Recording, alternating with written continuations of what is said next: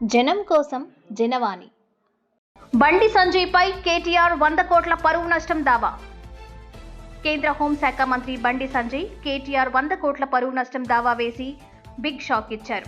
Phone tapping కేసులో కేటీఆర్ పై బండి సంజయ్ వ్యాఖ్యలు చేయడంతోనే city civil కోర్టులో 100 కోట్లకు కేటీఆర్ పిటిషన్ దాఖలు చేశారు. అయితే సిటీ సివిల్ కోర్టు డిసెంబర్ 15కు విచారణను వాయిదా వేసింది.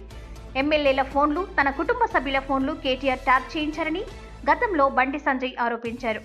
బండి సంజయ్ ఆరోపణలపై కేటీఆర్ ఆగస్టులో ఆయనకు లీగల్ నోటీసులు కూడా పంపారు. దీనిపై బండి సంజయ్ నుండి ఎలాంటి రిప్లై రాకపోవడంతో తాజాగా పరువు నష్టం దావా వేశారు. ఆగస్టు 8, 2005న బండి సంజయ్ తనపై తప్పుడు, అసభ్యకరమైన వ్యాఖ్యలు చేశారని కేటీఆర్ తన పిటిషన్లో పేర్కొన్నారు. తెలంగాణ ఎస్బీఐ దుర్వినియోగం, ఫోన్ ట్యాపింగ్, ఆర్థిక అవకతవకలను తనని ముదిపెట్టారని కేటీఆర్ అన్నారు.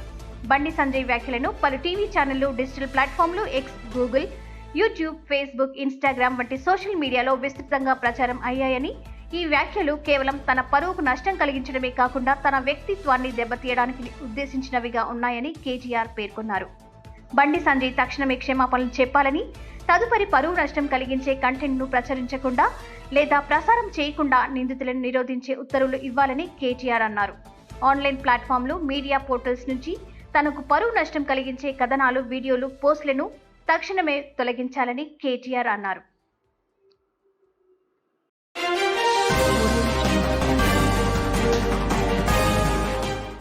జనం కోసం జనవాణి.